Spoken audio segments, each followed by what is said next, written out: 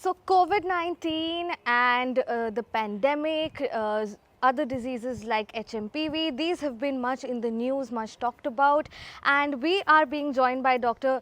Rajesh Bhatia here. He is the former director of Communicable Diseases at WHO, the Southeast Asia program. Thank you for speaking to NDTV, sir. And thank you, for also being here. We're at the Anil Agarwal Dialogue organized by the Center for Science and Environment at this climate conclave. So first off, what are zoonotic diseases? Zoonotic diseases sounds like a huge word. Uh, it's not a huge word, but then these are the diseases which get transmitted between humans and animals, both ways. And there are large number of such diseases, huge from that perspective. Globally, it's recognized that more than 200 infections can move from animals to humans and backwards also. And these are prevalent across the world, causing almost 1 billion cases a year and 1 million deaths a year across the globe. Right. Doctor, in your work and experience, what are breeding grounds of such diseases? How does it come about in animals and thereafter to human beings? Animals carry it between themselves or they carry it through the agency of vectors. Vectors means mosquitoes and many other insects. But when an animal gets sick through the same vector, tick, mosquito, the disease or infection comes into the human beings. Many a times, once it comes into the human beings, then human to human transmission can also start. Like we see in the plague, like we see in flu. It comes from animals to human beings, it gets into the respiratory system, and then the person coughs or sneezes, and it goes to another person, and human to human transmission continues. So communicable diseases. It becomes Right. communicable. Doctor, also you earlier spoke about, like, of course, the plague, and these sort of diseases have been happening over the years. And you also told us that the the gap between, the year gap between such diseases is slowly diminishing and becoming closer. So we've seen SARS, and now we have come to COVID as well. Yes. There's been H1N1, there is Nipah, then there's Zika. So why do you feel that, that this is happening within such short span of years? No, this is happening because the viruses are evolving very quickly. How are they evolving this quickly? Because of the climate change, one, and second, because of the deforestation. We are destroying the forest for our development purposes, making roads or increasing land for agriculture or making buildings.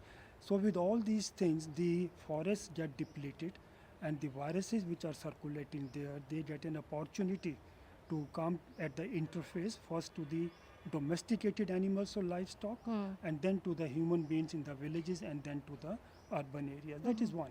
Second, very important reason is the rapid means of transportation.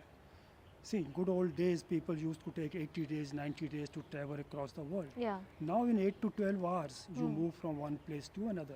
So today there is a case of, say, Nipah in Africa, and he travels to India in 12 hours. He brings with it. Yeah. And lastly, the viruses are now becoming a little bit more aggressive, more pathogenic, more transmissible.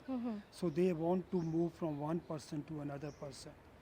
Finally, we don't have any immunity against the unknown viruses, the new viruses. So since the body cannot fight it out, so naturally we will suffer from it. Right. So plenty of factors, plenty of factors.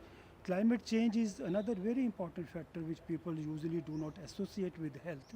But as the temperature is rising, the breeding of mosquitoes and other vectors is increasing. Not only the breeding is increasing, the location of breeding is becoming different at a much higher altitude. Right. So the disease incidence is increasing because of that.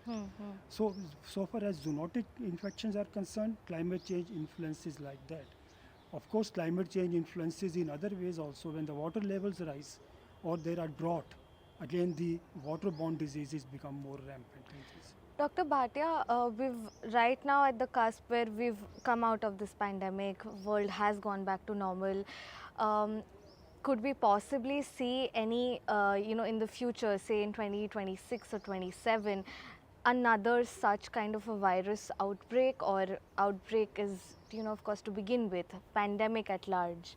Definitely, definitely, because if you look at the chronology of the current millennium from 2001, when SARS came, MERS came, and then H1N1 came, and now COVID came, then Mpox has come.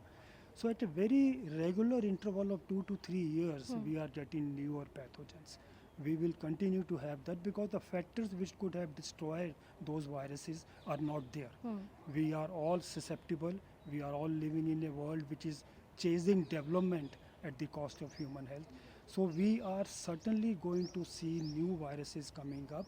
And if you look at the number of viruses in the wildlife, there are more than 320,000 viruses, of which 20,000 are coronaviruses. So where will they go if you destroy the forest? From the wildlife, they will come to the human being. I am 100% certain that every 3 to 4 years, we will see pandemics or at the most epidemics in most of the areas of the world. But is this a matter of panic? How well prepared are we, India specifically? Okay, India, it's not a matter of panic, but it's a matter of urgency. We need to strengthen our capacity. And there are very well-defined capacities for early detection, for the confirmation of diagnosis, for responding to those things, and then to creating a strong health system which can provide appropriate health services. Like in COVID-19 pandemic, we had a problem with the oxygen supplies. If we were ready for that, maybe many people would not have died because of oxygen deficiency. So we need to have a state of preparedness. And there are very well defined protocols by WHO on how you can build your capacities to meet all these things.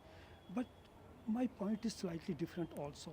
Create your capacity, great, but try to do something which prevent these things, which is more important and perhaps more cost effective. If you do not destroy your environment, if you do not let your animals just scrounge around all day, if you manage the health of animals properly, if you detect the disease in an early phase, well, half the battle is won. But then that's for the priority of the government, yeah.